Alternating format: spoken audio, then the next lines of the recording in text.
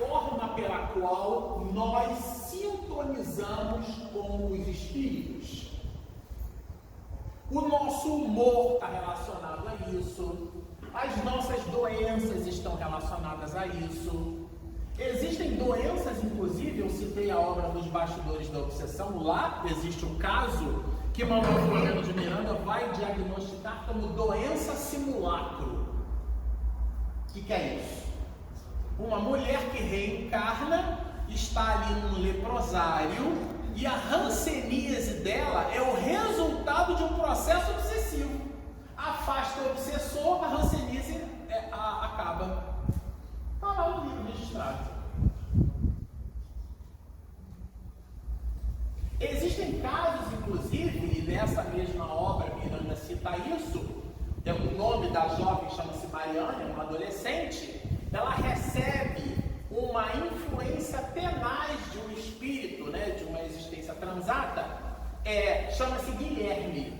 Quando a entidade benfazeja Saturnino e o espírito Glaucus, com mais outros, o próprio Miranda, né, e outros companheiros, eles promovem uma assistência naquilo que Miranda chama de família Soares, né? Ele abre o capítulo primeiro com esse título. Eles retiram o obsessor, Guilherme não está mais obsediando a Mariana. Você sabe o que acontece com a Mariana? Fica prostrada na cama. Fica prostrada na cama, porque ela sente falta daquele oxigênio, daquela simbiose. Quando eu li isso a primeira vez, eu falei, gente, eu não entendo nada de mediunidade. Porque qualquer um de nós ia acreditar que era naquele instante que ela estava obsedada. Mas a gente na casa espírita, no grupo espírita, a gente começa a dar respostinha pronta para tudo. Nós não sabemos de nada. Por isso que no movimento de ajudar, a gente, Senhor, seja feita a tua vontade. Porque a gente não sabe, o próprio pai dela, desdobrando o assunto, seu Moraes, era um homem envolvido em jogatina, e ele se envolveu numa briga lá, ficou gravemente ferido, e os espíritos disseram, olha, essa situação dele, que não está no seu planejamento reencarnatório,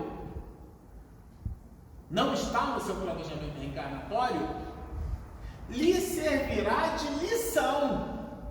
Então existem alguns casos em que você cura a pessoa deixando-a doente. Pode falar. O homem começa a fumar aos 13 anos de idade. Aos 60 ou aos 50 anos ele para. Mas gradativo. Mas só que ele vai ter um reflexo, porque ele vai ficar doente, ele se recupera da doença, aí sim ele consegue ficar melhor, ter uma vida quase normal. A medicina fala que tem um tempo geralmente o tempo de abstinência, ela é diretamente proporcional ao tempo de uso. Então uma pessoa que ficou 20 anos fumando precisa de 20 anos de abstinência, né? Isso não é uma conta de igual. A gente até brinca na faculdade que errar é de humanas. Porque não é uma ciência exata. É importante que se diga isso. Eu citei aqui no primeiro momento aquela brincadeira de meu filho, não leu o livrinho, porque a gente começa a construir regrinha matricial para tudo. Não é essa a ideia. Mas de verdade, à medida que a gente vai colocando encrencas no corpo, vai consumindo o fluido vital que nos foi entregue para dissipar naquela existência, e um planejamento reencarnatório de 80 anos vira 65. Porque virou noitada, porque bebeu, porque fumou, porque usou droga, né? Porque consumiu o corpo. Isso daí realmente é um problema muito sério. Mas o que a gente pretende agora é estabelecer algumas informações com vistas a essas questões de modulação de frequência, sintonia espiritual.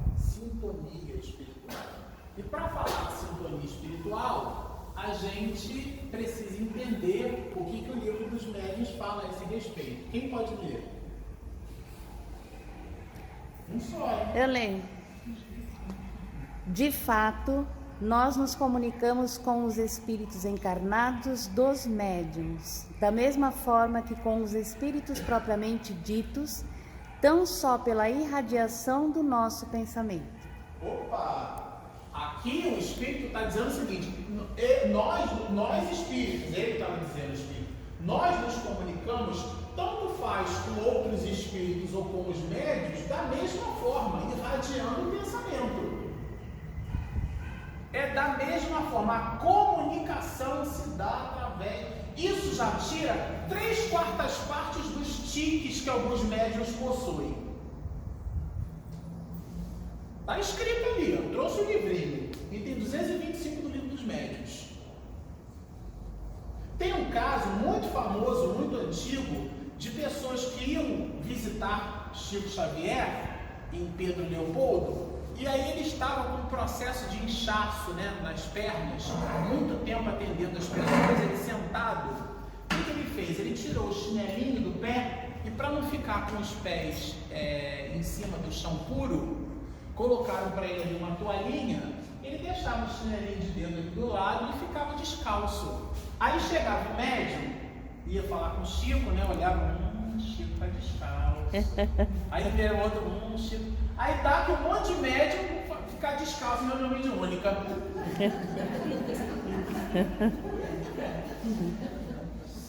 Nonsense, né?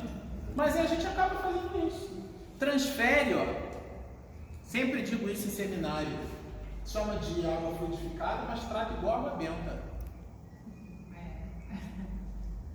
Não chama de inferno, mas chama de umbral. Umbral, hein? Cuidado, hein?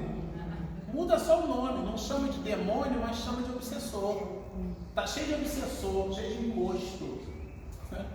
Acha que o obsessor é um encosto, quando na verdade é um processo de similitude vibratória. Se você tem obsessor, se ele está do teu lado, é porque ele vibra na mesma faixa de frequência que você. Então o problema é teu.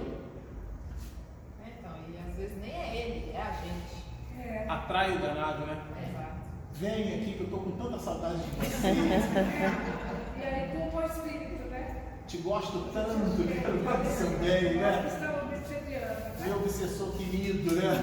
Nós estamos obsediando eles. Pois é. Minha coleguinha de E jornal. aí aqui a gente já entra num ponto que eu considero fascinante dentro da nossa proposta de trabalho, que são os escolhos. Essa palavra aqui, ela aparece algumas vezes no livro dos médiuns, mais especificamente em duas grandes partes. A primeira delas em relação à obsessão e a segunda em relação à identidade dos espíritos.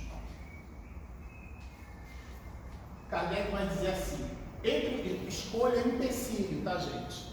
Entre os escolhos que apresentam a prática do espírito. Olha o que Kardec vai dizer. A gente, eu já li o livro dos médiuns. Lê de novo. Lê de novo. Lê com calma, lê com carinho. Relê, medita. Entende por que aquela palavra está escrita ali daquele jeito. Entre os escolhos que apresentam o quê? Os empecilhos que apresentam a prática do espiritismo, cumpre se coloque na primeira linha. Gente, isso aqui é muito grave. Isso aqui era para dar um outdoor na nossa mente. Se coloque na primeira linha o quê? A obsessão. E aí, esse isto é, entre vírgulas, é um aposto. É um elemento explicativo em língua portuguesa. Não está ali para a gente respirar, não. É vírgula, né? Entrou a vírgula. Agora eu vou respirar. Não é isso. É para dar ênfase. Obsessão. Isto é. Aí agora ele vai definir o que é obsessão. Vai definir. O presidente da Casa Espírita me falou que obsessão. Isso aqui, ó. Isto é, o domínio que alguns espíritos logram adquirir sobre certas pessoas. Domínio. Aí Kardec, que é um professor, certo? Foi um grande mestre em sua época, no século XIX, ele com o valor didático e pedagógico que possuía, nos deu ensinamento sobre as questões da obsessão, dividindo-as em 3 partes. Primeira delas, a obsessão simples, depois a fascinação e, por último, e não menos importante, a subjugação. Que em alguns casos, o livro dos médios e a própria codificação, na revista Espírita, ele usa muito essa expressão também, possessão. Ele chamou de subjugação porque o espírito está sob o jugo, né, do outro. A possessão dá uma ideia de posse, de entrar no corpo, pertence ao corpo, e 2 espíritos não coabitam no mesmo corpo. Né? Ele chamou aqui de subjugação. A primeira delas é a obsessão simples. Obsessão simples, para a gente entender, é igual gripe. Todo mundo tem. Obsessão simples é o seguinte: você arrumou uma encrenca lá com o teu marido, com a esposa, com o chefe, chega o espírito, mas o espírito quer o teu bem. Sabe aquele amigo que você teve da faculdade? Ele só está desencarnado. Aí ele sopra no teu ouvido assim, ó. Olha só assim para ela. Aí você dá aquele sorrisinho de Mona Lisa. Boa! Não tinha pensado nisso? Dá aquele sorrisinho de Mona Lisa. Que interessante! Você entra em processo de sintonia com ele e ele te dá a sugestão, você super gosta. O nome disso é obsessão simples. Super gosta com freio. Tudo bem? Obsessão nunca não pode ser. Super gosta é gostar muito. Super gosta, né? Super gosta que você falou. É isso? Super gosta. Escolha, na prática, domínio que alguns espíritos logram adquirir sobre certas pessoas. Espírito bom não domina ninguém. Né? Então estamos falando desse domínio que se caracteriza por uma influência tenaz e negativa. Está na própria definição. Mas essa influência, que começa pela obsessão simples, o que a gente quer deixar claro aqui é que na obsessão simples, porque quando fala de domínio, dá a impressão que é uma coisa assim que vai contra a vontade, né? Não. Na obsessão simples, o médium sabe muito bem que se acha presa do espírito, ele gosta, sente até falta, é o amiguinho espiritual, é aquele que cria um monte de chabu na reunião administrativa da casa, fala, reclama, cria balbúrdia. Allan Kardec, na Revista Espírita, vai nos dizer assim. Ele escreveu em fevereiro de 1862, andou circulando também um trecho dessa mensagem. Ele diz assim: os erros do espírito pesam muito menos na balança de Deus que os erros do coração. Quando a gente faz com o intuito de acertar, mas a gente não impõe paixão, aquilo tem, aos olhos de Deus, uma forma de observação conosco, perante a consciência divina. Certo?